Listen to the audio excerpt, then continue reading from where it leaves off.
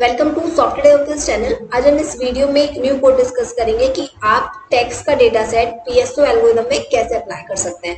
मैं ऑलरेडी एक वीडियो बना चुकी हूँ कि आप डेटा सेट पीएसओ एल्गोरिथम में कैसे अप्लाई कर सकते हैं, लेकिन वो जो डेटा सेट है उसमें ओनली न्यूमेरिकल वैल्यूज ही ये रीड कर वो कोड रीड कर पाएगा, लेकिन अगर आप कोई भी टेक्स्ट वैल्यूज उसमें लिखते हैं तो वो उसको रीड नहीं कर पाएगा। ठीक है, तो ये न्यू डेटा सेट है, ये आप टेक्स्ट का वेरिएबल प्लस न्यूमेरिकल वेरिएबल्स कोई भी वेरिएबल्स हैं वो आप इसको देख सकते हैं। उसके जो रिजल्ट्स हैं वो आपके जो न्यूमेरिकल वैल्यूज है ना गाइस उस पर बेस्ड है। उसके रिजल्ट ऑब्वियसली बहुत बेस्ट है ही, और ये कोड भी के रिजल्ट भी बहुत ज्यादा बेस्ट है। ठीक है, तो आप दोनों कोड को कंबाइन करके भी यूज कर सकते हैं या फिर साइमल्टेनियसली भी यूज कर सकते हैं। अगर आपका डेटा सेट न्यूमेरिकल है तो आप वो यूज कीजिए, लेकिन अगर आप चाह रहे हैं कि मैं एक दो वेरिएबल्स टेक्स्ट के भी डाल दूं तो आप ये डेटा सेट भी कंबाइन करके यूज कर सकते हैं, कोई इशू नहीं है। ठीक है, तो सबसे पहले अगर आपको मेरे चैनल पे जो भी वीडियोस अवेलेबल हैं उनके कोड चाहिए तो आप सबसे पहले चैनल सब्सक्राइब कर सकते हैं, वीडियो लाइक कर सकते हैं, शेयर कर सकते हैं। देन उसके बाद आप मुझे मेल सेंड कर सकते हैं, मेल आईडी मैं डिस्क्रिप्शन बॉक्स में मेंशन कर दूंगी। तो वीडियो स्टार्ट करते हैं। सबसे पहले आपको, अगर आपके सिस्टम में पाइस्वैम इंस्टॉल नहीं है तो आपको सबसे पहले ये इंस्टॉल करना होगा। आप यहाँ से भी इसको इंस्टॉल कर सकते हैं। आपको सिंपली मैंने यहाँ पे मार्क डाउन किया हुआ है, आपको कोड यहाँ पे सिलेक्ट करना है। ठीक है, अगर और यहाँ पे और ये आप कमांड प्रॉम्प्ट में भी इंस्टॉल कर सकते हैं। ठीक है, कमांड प्रॉम्प्ट में आपको ये साइन जो है ना ये आपको रिमूव करना होगा, बाकी आपको सेम लिखना है। ठीक है, आप इंस्टॉल कर सकते हैं पिप इंस्टॉल पाइस्वैम 1.1.0। देन इसके बाद जो लाइब्रेरीज मैंने यूज किया, नंपाई यूज किया ताकि मैं न्यूमेरिकल वैल्यूज को रीड कर सकूं, पांडास मैंने यूज किया ताकि मैं जो डेटा सेट यूज कर रही हूँ उसको रीड कर सकूं, डेटा सेट को इम्पोर्ट कर सकूं। ठीक है, और डेटा सेट को रीड कर सकूं। देन है मैटप्लॉटलिब, मैटप्लॉटलिब ग्राफ प्लॉट करेंगे, उसके लिए रैंडम यूज किया पाथलिब एंड पाइस्वैम। ओके, तो यहाँ पे रैंडम सीड मैंने 42 ली हुई है, आप कितनी भी ले सकते हैं। वैल्यूज इंक्रीज करके देखेंगे, डिक्रीज करके देखेंगे तो आपको पता चलेगा कि जो रिजल्ट्स है वो कैसे वैरी कर रहे हैं। ओके, तो number of meals, number of foods, number of calories, swum size, number of iterations. अब ये गाइस कैसे मैंने वेरिएबल्स लिए हुए हैं। सपोज मैंने जो डेटा सेट दिया हुआ है वो फूड का लिया हुआ है, मैं आपको शो कर देती हूँ एक बार। तो जो मैंने डेटा सेट लिया हुआ है वो मैंने फूड का लिया हुआ है। आप यहाँ पे देख सकते हैं कि दो वेरिएबल मेरे टेक्स्ट के वेरिएबल है, बाकी मेरे न्यूमेरिकल के वेरिएबल है। ठीक है, तो जो फूड का है ये आप देख सकते हैं, ये वेरिएबल है फूड में। ठीक है, ये कैलोरीज में वेरिएबल्स है।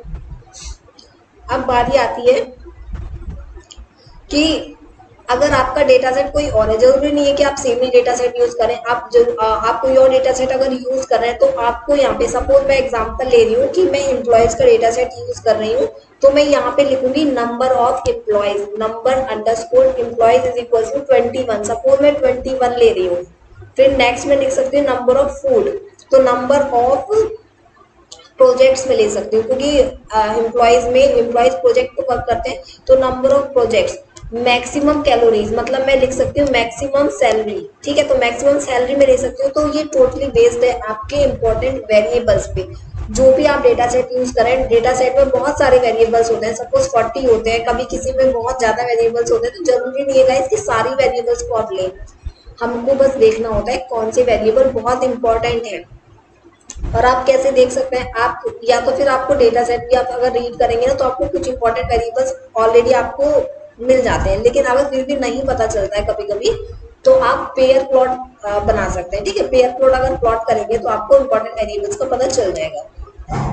अब यहाँ पे हमने डेटा सेट को रीड कर लिया, ये आप देख सकते हैं इंपॉर्टेंट इसके वेरिएबल्स। अब हमने यहाँ पे पीएसओ मॉडलिंग को अप्लाई किया। ठीक है, अब यहाँ पे एक चीज बताना भूल गई, यहाँ पे स्वैम साइज मैंने 30 लिया हुआ है। ठीक है, अब पीएसओ का जो भी थ्योरेटिकल डिस्क्रिप्शन है, अगर आप न्यू ही है पहली बार ही देख रहे हैं वीडियो, तो मैं इसका थ्योरेटिकल कॉन्सेप्ट की वीडियो या फिर इसकी जो और भी कोड की वीडियो है वो मैं डिस्क्रिप्शन बॉक्स में मेंशन कर दूंगी, आप वहां से इसको कर सकते हैं। ठीक है, तो नंबर ऑफ आइट्रेशंस जो है 1000 लिए हुए हैं। मैं नंबर ऑफ आइट्रेशन बता देती हूँ कि क्या होता है कि कोई भी अगर मुझे प्रॉब्लम आ रही है, जो अगर कोई भी प्रॉब्लम आती है तो ये आइट्रेशन पे वर्क करता है। आइट्रेशन का मतलब होता है कि डिस्टेंस इंक्रीज करता है, डिस्टेंस में ट्रेवल करता है। अगर ये थोड़ी सी डिस्टेंस, अगर इसने 1 सेकेंड लिया, 2 सेकेंड लिया, 1 मिनट लिया, 2 मिनट लिया, तो ये ऐसे डिस्टेंस में आगे बढ़ते बढ़ते तो वो आइट्रेशन में, जैसे कि ऐसे आइट्रेशन में थोड़ा आगे बढ़ता चला जाता है। ठीक है, और जब ये फाइनल डेस्टिनेशन तक पहुंच जाता है, मतलब इसका जो ऑब्जेक्टिव है, अगर ये ऑब्जेक्टिव तक पहुंच जाता है तो ये एकदम सीधा हो जाता है, एकदम कांस्टेंट इस मतलब कि आपको शो होंगी वैल्यूज, कांस्टेंट ग्राफ हो जाता है। ठीक है, तो इससे पता चल जाता है कि ये फाइनल डेस्टिनेशन तक ऐसी प्रॉब्लम सॉल्व हो चुकी है। तो यहाँ पे हमने पीएसओ मॉडलिंग यहाँ पे किया, तो हमने डिफाइन किया फंक्शन को। ठीक है, पर पार्टिकल हमने लिया यहाँ पे। देन इसके बाद हम यहाँ पे मैक्सिमम कैलोरीज ले रहे हैं, क्योंकि ये इंपॉर्टेंट वेरिएबल है डेटा सेट में से। आप कोई और यहाँ पे चूज कर सकते हैं, रिमूव कर सकते हैं, कोई भी हर एक डेटा सेट के साथ वर्क करेगा ये कोड। ठीक है, अब मैं यहाँ पे रन कर रही हूँ मॉडल को। मॉडल को रन करने के लिए मैंने फाइनली पीएसओ, मैंने यहाँ पे पीएसओ लिया मैंने। ठीक है, डायमेंशन मैंने ली नंबर ऑफ फूड ऑप्शंस। ठीक है, यहाँ पे मैंने करने के बाद अब मैं प्लॉट कर रही हूँ हिस्ट्री को। अब हिस्ट्री को प्लॉट करने के लिए मैंने ये सब ये लिखा हुआ है कि ये जो इसका ये तो स्टाइलिंग के लिए लिया हुआ है। ठीक है, तो नंबर ऑफ आइटरेशंस जो है वो मैंने 1000 लिए हुए हैं हिस्ट्री के साथ प्लस 500। ठीक है, देन इसके बाद चेक पॉइंट स्टेट लिया हुआ है। इनिशियल मॉडल, अब मैंने मॉडल को इनिशियलाइज कर दिया। ठीक है, 100% हो गई। होने के बाद आपका जो वॉल टाइम है, ये टाइम का मतलब गाइस क्या है?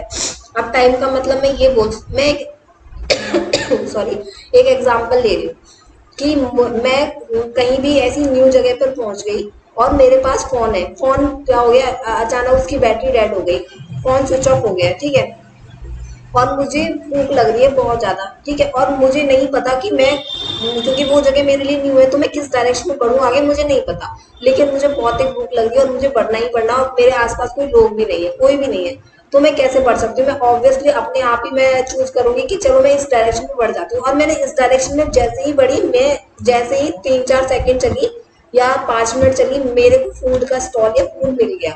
ठीक है, कोई भी फूड की शॉप ऐसे करके मुझे, या फिर कुछ भी मिल गया खाने के लिए, डोमिनोज मिल गया, कुछ भी मिल गया। तो फिर क्या हुआ? ये ऐसा ही पीएसओ वर्क करता है। इसमें अजम्पशंस होती हैं, डायरेक्शंस चूज करते हैं ये, और उसी आगे आइटरेशन में बढ़ते चले जाते हैं। उनका अगर ऑब्जेक्टिव उनका डिफाइंड होता है, अगर उनका ऑब्जेक्टिव क्लियर हो जाता है, या फिर वैल्यूज अगर सेम सेम हो जाती है। डेटा सेट की फॉर्मेट में करूँ कि मेरे पास डेटा सेट ऐसा है जैसे कंटिन्यूस है। ठीक है, जो कंटिन्यूस का मतलब क्या होता है? वो ऑलरेडी डेस्टिनेशन तक पहुंच चुका है, जहां पे वैल्यूज वेरी कर रही है, मतलब बढ़ रही है, कम हो रही है, बढ़ रही है, कम हो रही है, इसका मतलब वो डेस्टिनेशन तक नहीं पहुंचा।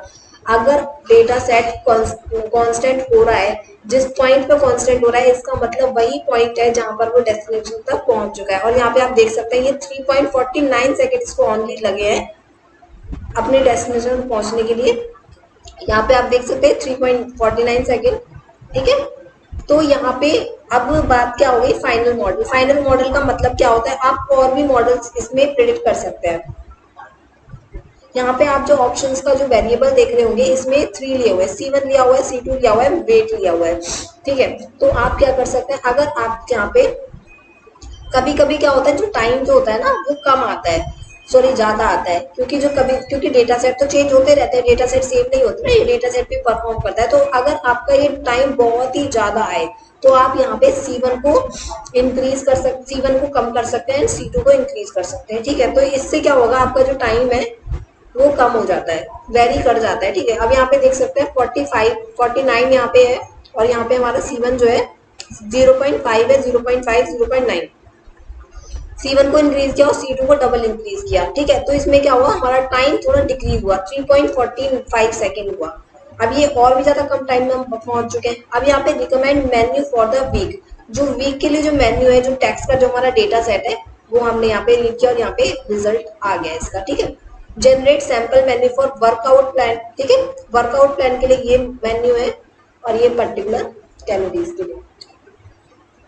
एंड गाइज, आपने एक चीज नोटिस की होगी कि मैंने कहीं भी ड्रॉप नहीं किया है, मैंने न्यूमेरिकल वो टेक्स्ट के वेरिएबल्स को कहीं भी कुछ नहीं किया। मैंने एक वेरिएबल बनाया था और उसी वेरिएबल को मैंने अप्लाई किया है पीएसओ में। तो गाइज, ये जो कोड है ये आपका टेक्स्ट वेरिएबल में वर्क करेगा, कोई इशू नहीं होगा। अगर आप न्यू है चैनल पे तो आप चैनल सब्सक्राइब कर सकते हैं। Thanks for watching the videos.